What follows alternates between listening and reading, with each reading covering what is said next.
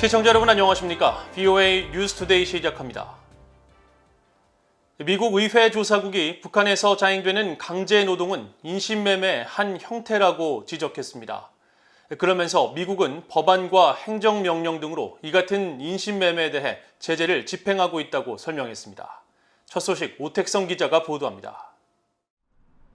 미국 의회조사국이 최근 인신매매범에 대한 제재 프로그램이라는 제목의 보고서를 통해 미국 정부가 인신매매에 대해 어떤 제재 정책을 펴고 있는지 설명했습니다.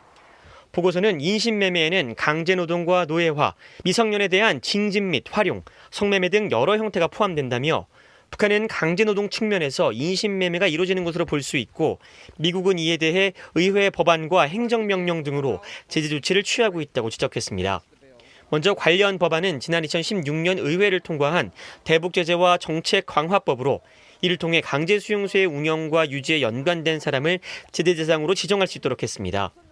또 행정명령은 2016년 발표된 13722호로 이를 통해 노동자 해외 파견에 연루된 사람을 제재 대상으로 지정할 수 있도록 했는데 이는 북한 정권의 자금 확보를 막기 위한 유엔 안보리 결의 이행을 위해 채택된 것이라고 보고서는 설명했습니다. 보고서는 이 같은 법안 및 행정명령에 따라 주로 미국 재무부의 해외자산 통제실 오펙이 실제 제재 조치를 취하며 현재 북한의 기관과 개인들은 제재 명단에 포함되어 있다고 밝혔습니다. 보고서는 그러면서 대표적인 제재 대상 사례로 김정은 국무위원장을 지목하면서 김 위원장은 강제노동 관여 혐의로 제재 명단에 올랐다고 설명했습니다. 해외자산 통제실은 지난 2016년 김 위원장 등 개인 15명과 기관 8곳을 제재 대상으로 지목했으며 이와 관련해 국무부는 북한 정권이 강제노동은 물론 비사법적 살인과 강제실종, 자의적 구금과 억류, 고문 등 심각한 인권 유린을 계속하고 있다고 지적했습니다. 보고서는 또 김 위원장 외에도 북한 사회안정성과 북한의 해외 노동자 송출에 연루된 러시아 회사를 비롯한 기업 2곳 등이 강제노동과 관련해 제재 명단에 올라 있다고 밝혔습니다. 북한의 강제노동 등 인신매매 실태에 대한 지적은 미국과 국제사회에서 끊임없이 제기되고 있습니다. The Secretary of State found that 10 countries had a policy or pattern of trafficking. Some of those listings may be obvious. North Korea forcing its citizens to work in countries around the world or continues to make headlines. 앞서 미국 국무부는 지난해 발표한 2020년 인신매매 실태 보고서에서 북한을 최하위 등급인 3등급 국가로 분류하고 북한 정부는 인신매매 근절을 위한 최소한의 기준을 완전히 충족하지 못하고 있다면서 중대한 노력을 기울이지 않고 있기 때문이라고 지적했습니다. 또 미국 노동부는 지난해 10월 발표한 2020 아동노동, 강제노동으로 생산된 상품 목록 보고서를 발표해 북한이 아동노동과 강제노동을 통해 벽돌과 시멘트, 석탄, 섬유, 목재, 금, 철 등 7가지 상품을 생산하고 있다고 밝혔습니다.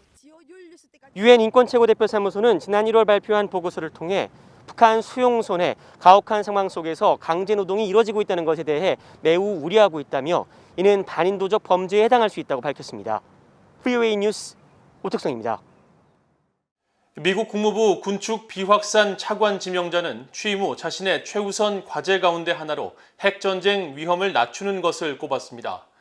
또 중국과 러시아의 핵 확장을 제한하고 생화학무기 사용에 대한 미국의 책임 증대도 최우선 과제라면서 대서양과 인도태평양 지역 동맹의 중요성을 강조했습니다. 이조은 기자가 취재했습니다. 보니 젠킨스 미국 국무부 군축 국제안보 담당 차관 지명자가 상원 외교위 인준청문회에 출석했습니다. 젠킨스 지명자는 미국이 비확산 분야에서 다시 국제사회의 주도적 역할을 발휘해야 한다고 밝혔습니다. So there is a review of that, and I certainly look forward to and hope, if I'm confirmed, that we can have a bipartisan process for going forward on all these issues, particularly the ones we're talking today about arms control and nonproliferation, and finding ways that we can reassert the U.S. leadership role in arms control and nonproliferation. 젠킨스 지명자는 청문회 출석에 앞서 제출한 서면 답변에선 자신의 최우선 과제로 효과적인 군비 통제를 통해 핵전쟁 위험을 낮추는 것이라고 밝혔습니다. 또 중국과 러시아의 핵 확장을 제한하고 생화학무기 사용에 대한 미국의 책임 증대도 최우선 과제에 포함될 것이라고 덧붙였습니다. 젠킨스 지명자는 미국의 핵실험 재개에 대해선 반대 입장을 표했습니다. If the U.S. Did a test, that would certainly, we certainly would not be considered leaders in the nonproliferation area. There would be lots of questions about why we're testing, what does that mean in the future. So that would create a lot of confusion in the international community. 앞서 전임 트럼프 행정부 시절인 지난해 말 워싱턴 주야에선 트럼프 행정부가 28년 만에 미국의 핵실험 재개를 검토하고 있다는 일부 언론 보도를 계기로 핵실험 재개 논의가 부상한 바 있습니다. 오바마 행정부에서 국무부 위협 감축 프로그램 조정관을 지낸 젠킨스 지명자는 점증하는 위협에 대응하기 위해 대서양과 인도태평양 지역의 억지 동맹을 강화해야 한다고 강조했습니다.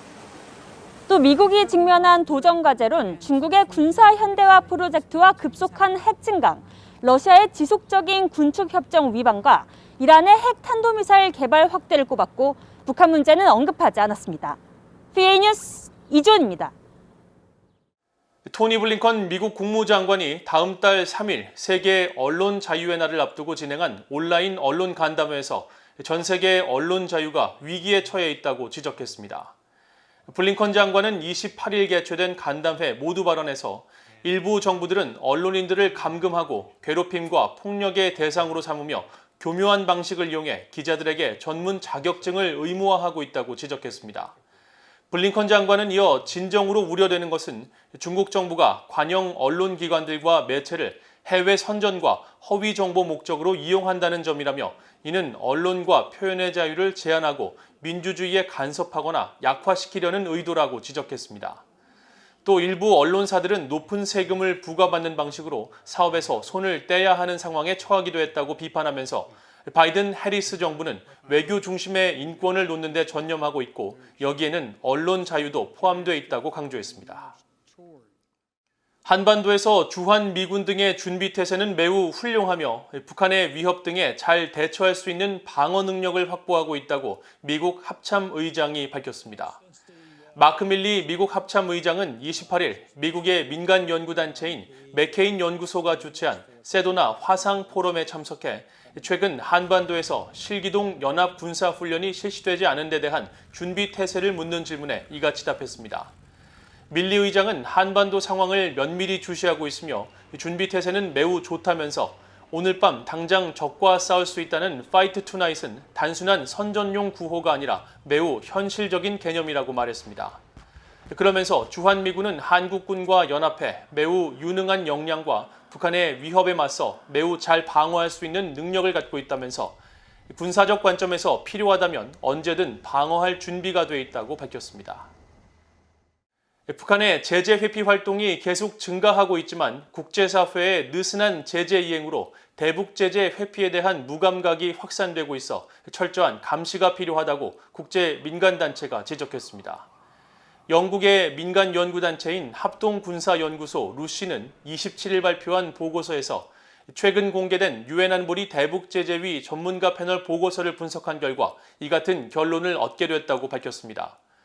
보고서는 특히 지난 2018년부터 유엔 안보리가 북한에 공급할 수 있는 정제유를 한 해 50만 배럴로 제한했지만 북한은 오히려 더 큰 유조선을 이용해 더 많은 석유를 불법적으로 공급받고 있다면서 이들 유조선이나 관련 개인, 업체에 대한 공개조사나 제재 대상 지정 등 국제사회 차원의 어떠한 조치도 이루어지지 않고 있는 현실을 지적했습니다.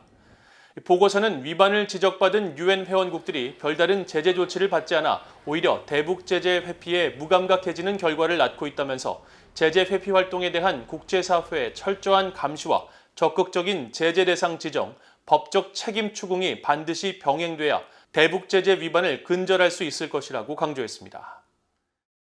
이상으로 VOA 뉴스투데이를 모두 마칩니다. 시청해주신 여러분 고맙습니다.